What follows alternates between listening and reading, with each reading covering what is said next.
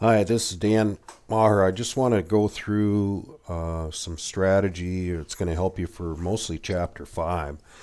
But Section 6 of Chapter 4 goes into the special products, and you went through, the idea how to use the distributive, and hopefully you used it the way they were talking about it. And then they come up with these, basically the FOIL method, which if you're not sure how that works, check that out again.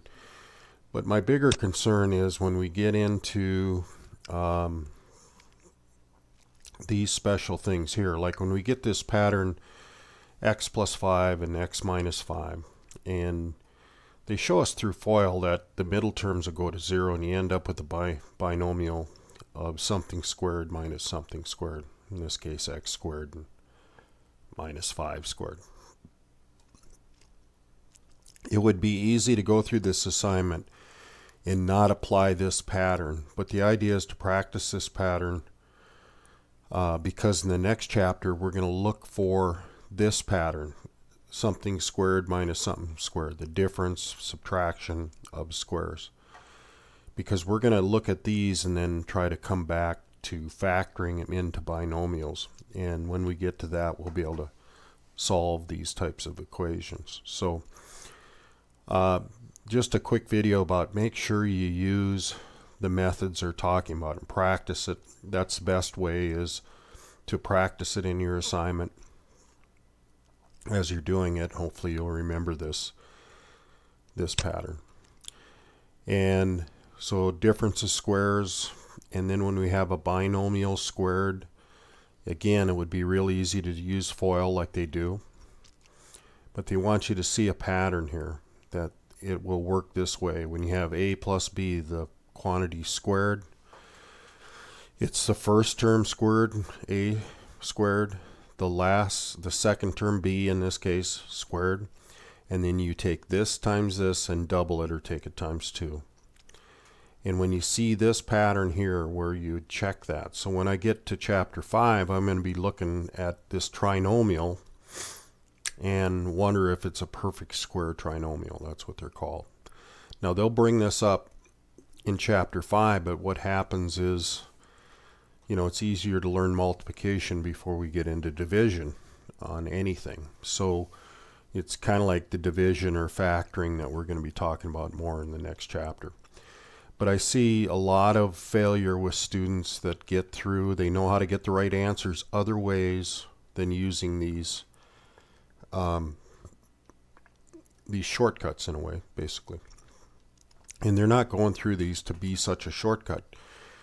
It's so you get used to seeing these patterns so you can factor more easily. And then they talk about some things. Also, understanding how these pictures work of area of a rectangle. And when we have, in this case, like a plus b or x plus 2 or something like that, we can break this into 4 different rectangles and think about what that each area would be.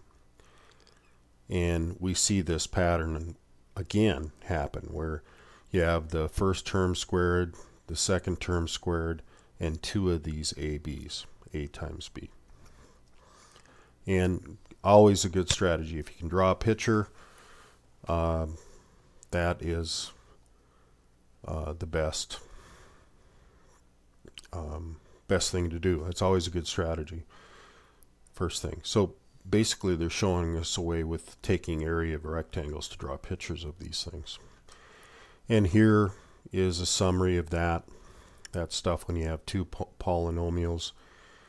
This is, we look for multiplication of product of a single monomial or term times a multi-monomial or multi-term thing. We just use basically, this is distributive property, and when we have 2 binomials, if they fit this pattern, you should look for that first. Because this is so easy to do, I don't have to FOIL, I don't have to worry about math errors.